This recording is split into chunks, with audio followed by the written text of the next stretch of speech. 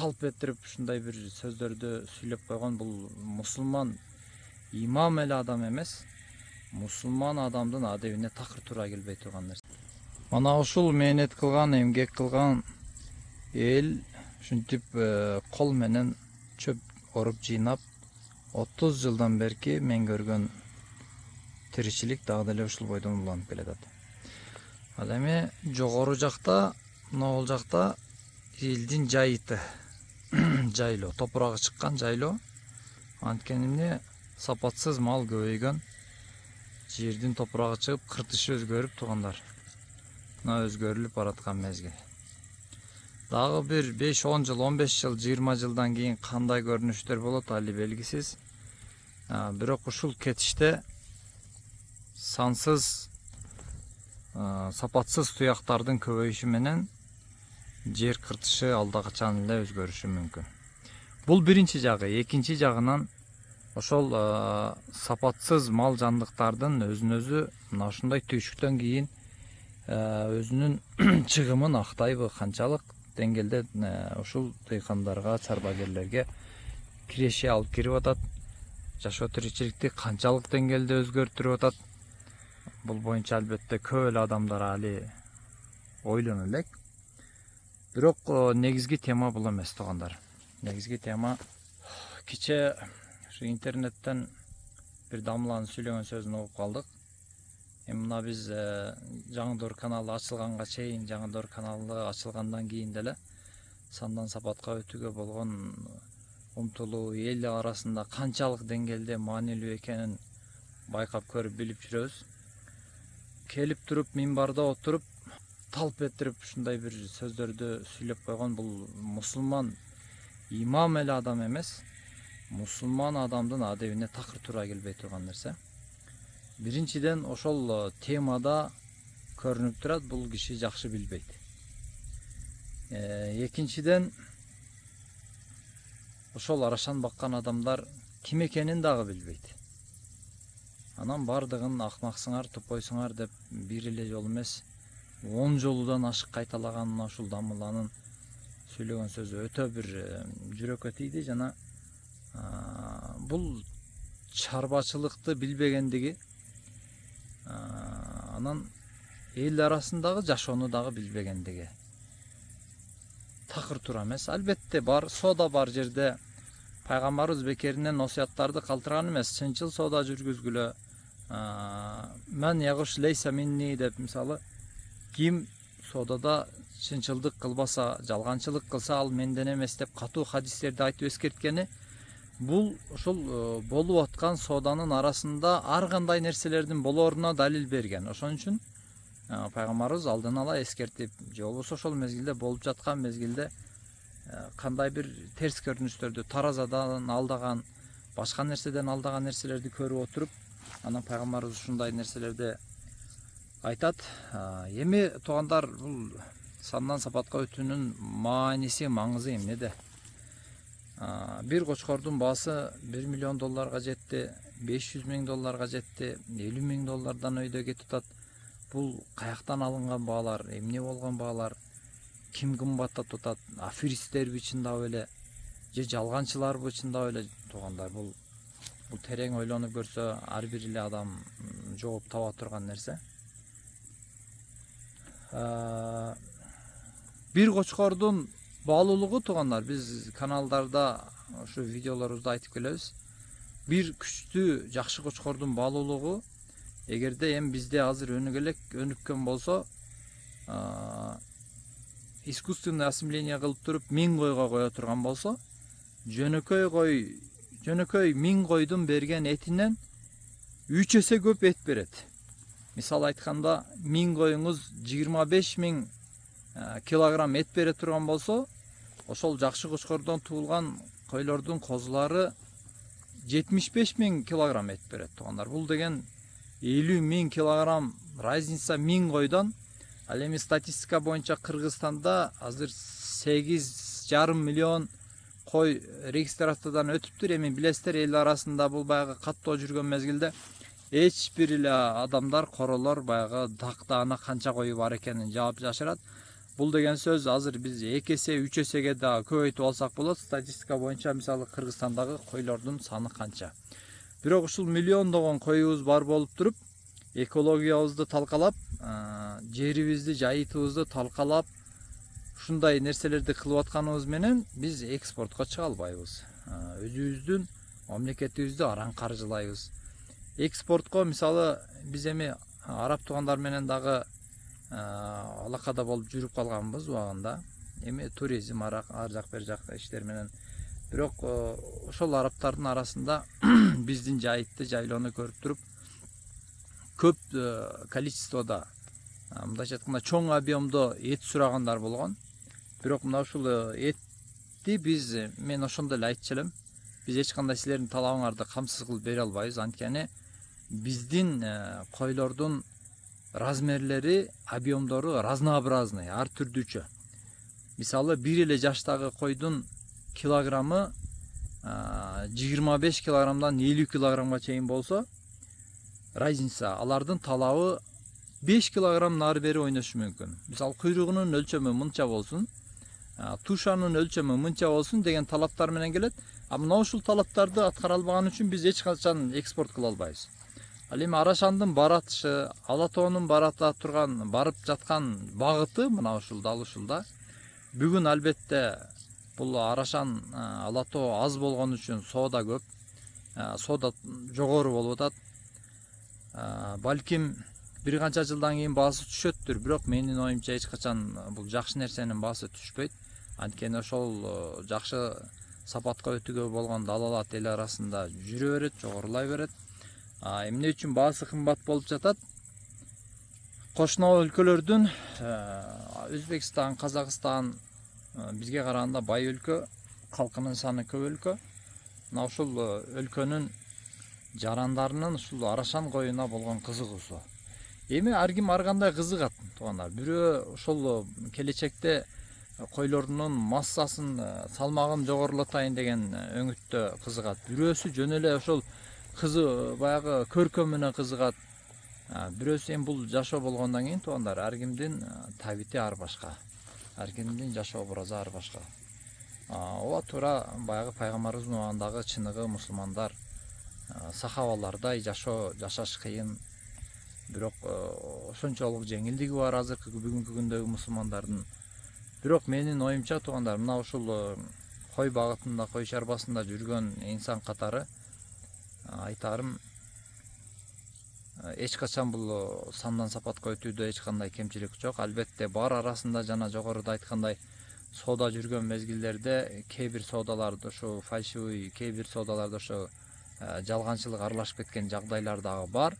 Бирок туугандар, бул Арашан менен алектенген мен көп ажекелерди, көп молдакелерди билем, көп илимдар адамдарды билем.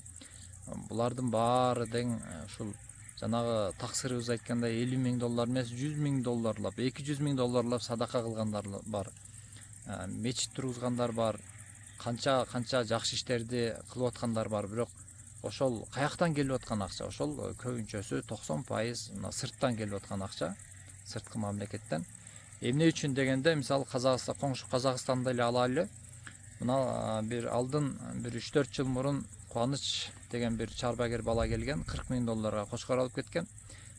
Дуу болгон элдин арасында $40,000 да кочкор алабы дейт. Бирок ал чарбагер баланын айтуусунда бир кочкордон 365,000 пайда көргөн. Долларга пайда көргөн. Кийин ал баланын коюнун саны 3,000дечи ошол мезгилде барып келгендер, көргөндөр азыркы мезгилде 5,000ге жетет дейт. Бирок ошол 5,000 койдон бул объем чыгарат. Ал эми ошол 5,000 койго жакшы кочкорду коет. Бул жерде 1 граммдагы 100 граммдагы разницага ээ болот. Анткени ал крупный объемдо эт чыгарат. Этти алыш үчүн, салмак алыш үчүн ал ар бир детальдарга көңүл бурат.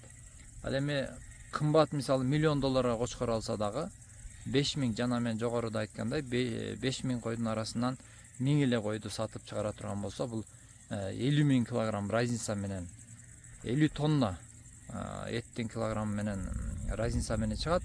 Ал эми бул деген сөз 1000 койдон бул $450,000, $460,000 разница менен чыгат деген сөз. Мурунку берки жөнөкөй койлорго караганда сапаттуу, салмактуу койлордун разницасы мына ушунда.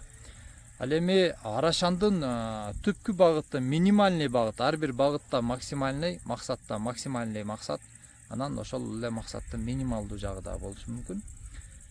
Бул Арашандын жогорку багыты, жогорку жетишкен чеги бул дүйнөгө чыгаруу. Дүйнөдө алдыңкы койлордун салмагын берип аткандан кийин башка мамлекеттер эртеңки күнү бизге келип, силерде ушундай крупный салмакта койлор бар экен деп кызыгып, уруктарын жанагы миллион долларлаган аттар сатылып атпайбы, жүгүрүштө башкада чабылып аткан аттарды көрүп атабыз. Мына ушул аттардын салмагына, баасына жетиши мүмкүн. Минималдуу жагы дегенде бул мисалы азыр ар бир сантиметр бойдун, койдун ар бир сантиметри үчүн эмне үчүн выставкалар өтүп атат, эмне үчүн конкурстар өтүп атат. Ошол ар бир койлордун салмагын жогорулатыш максатта, ар бир койлордун высотасын, бийиктигин жогорулатыш максатта мына ушул конкурстар өткөрүлөт. Ал эми конкурстардан жеңүү үчүн албетте кызыгуу, бир аз кызыгуу болот, бирок анын түпкү максаты эмнеде? Түпкү максаты ошол базарга алып барганыңызда, мисалы азыр Арашан козун алып барыңыз, эч кандай доллары жок, эч кандай баягындай кошумчасы жок эле жөн эле базарга алып барыңыз, акыры салмакка чектеп анан сатасыз да, туурабы? Мисалы жөнөкөй козуну азыр 15 000 сомдон 17-20 000 сомго чейин болуп атса, мисалы сиздин козуңуз 70 кг, 80 кг көрсөтүп живой вес көрсөтүп турса, ал жинди адам деле мисалы келтирип 20 000ге сурабайт, 30 000ге сурайт. Мына ушул түпкү максаты ошол туугандар. Экинчиден, үчүнчүдөн, мына ушул азыр көргөзгөн ушул карапайым элдин кылып аткан аракети ошол багып аткан коюнун каражатын, чыгымын дагы актабайт. Мен бул нерселерди көп эсептеп чыкканмын. Эми акташы мүмкүн албетте, бирок бир жыл кылган эмгектен кийин ушул бир койдон, эгер эсен аман болсо, бир койдон бир 5 000 сомдун тегерегинде пайда көрөт. Буну ар бир адамдар эсептеп чыга бербейт, анткени мына ушинтип биз кара жумушка көнгөнбүз. Кара жумушту өзүбүздүн күчүбүз менен аткарган нерсени биз акча катары баалабайбыз. Ал нерсени ушу кетирген убактыбызды дагы баалабайбыз. Өзүм мээнетим кетти, ушул мээнетиме кошпогондо мынанчадан түштү деп алган козусуна сүйүнөт, бирок эсептеп келип ушул адамдын баягы кымбат турган өмүрүн, кымбат турган ден соолугун баалап келгенде бул аябай эле чыгымы көп нерсе туугандар. Экинчиден, экологияга тийгизген таасири барып отуруп, мына жайыттар өзгөрөт. Жайыттарга азыр чөптөр чыкпай калган, мисалы тез чыгат, тез жоголот, уже тамыр жайбай калган, гүл ачпай калган, урук таштабай калган туугандар. Бул азыр жердин көп эле, Кыргызстандын көп эле жерлеринде, аймактарында ушундай көрүнүш десем болот. Ошон үчүн мамлекеттин саясаты жүрүп атат, сандан сапатка өтүүгө болгон. Ал эми жогорудагы жанагы молдокебиз, имам дамылабыз айткан нерсе бул өтө капа кыла турган нерсе. Эгерде Арашан, мен мисалы Ош областынын Каракулжа районунун Арашан жамаатынын координатору болуп эсептелем. Эгерде жамааттар чогулуп барып арыз жаза турган болсо, ошол эле дамылага дагы сөз тиет. Бул дин жаатында жүргөн адамдарга сөз тиет, молдокелерге сөз тиет туугандар, ушулардын түшүнүгүнө сөз тиет. Ошон үчүн мен айтар элем, албетте ошол дамыладагы илим ошончолук болбосо дагы бизде дагы бир 2-3 диплом бар. Ошол дамыланын айткан сөзүн анализдеп, туура эмес экенин ушундай бир көңүлгө тийди. Анализдеп, туура эмес сөздөрдү айтып жатканын мен толук сиздердин алдыңыздарга айтып коюуга укугум бар. Ошол дамылага окшогон биздин бир чарбагерлердин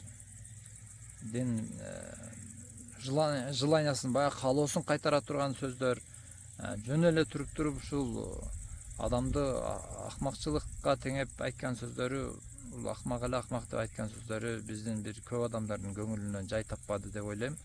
Ошон үчүн туугандар, минбарда, айрыкча минбарда отурганда, айрыкча ошол имамчылык кылганда бул өтө жоопкерчилик менен сүйлөгөн жакшы.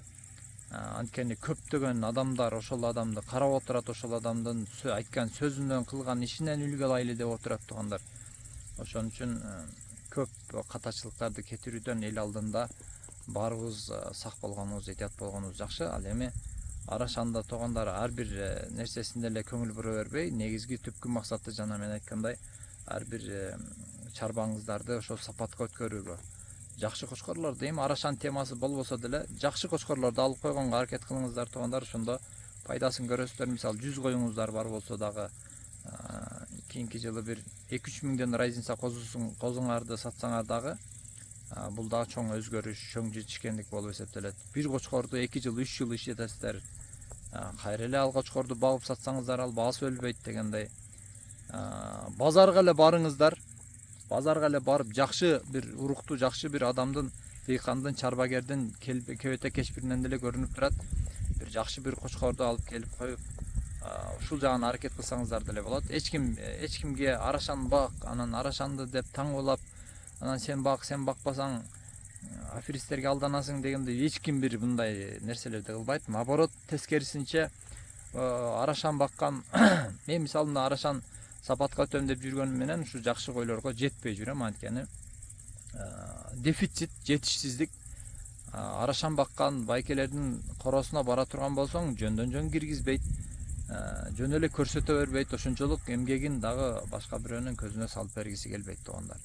Бул оңой нерсе эместигинин далили ошол арашанга болгон селекция аракет, канча жылдан бери болуп аткан аракет. Бул адамдардын эмгеги, убактысы. Бул азыр болбосо дагы кийинки бир 10 жылдыктын ичинде, 15 жылдыктын ичинде аябай катуу жетишкендик, аябай катуу бир результат, жыйынтык бере турган нерсе. Андыктан туугандар, ар бир нерсеге туура көз менен караганга аракет кылыш керек. Туура көз менен түшүнүңүздөр. Анан жөн эле отуруп аферист, акмак деп жазган дагы бул бир туура көрүнүшкө ээ эмес туугандар. Жаңыдор каналын мен алып барам. Атым Азамат Эргешов. Туугандар, мына ушундай сапат боюнча малдын, жандыктардын, уйлардын, деги эле жылкыбы, уйбу бардык багытта сапатка өтүп, сапат тарапты жактаган жакшы. Бүгүнкү күндүн талабы ушул туугандар. Антпесе көрүп атасыздар, мына эмгек акы, күч, солярка кымбат, бардык нерселер кымбаттай баштады. Демек адамдын эмгеги дагы бир баалуу жагдайды түзгөн жакшы деп ойлойм. Ассаламу алейкум ва рахматуллахи ва баракатух.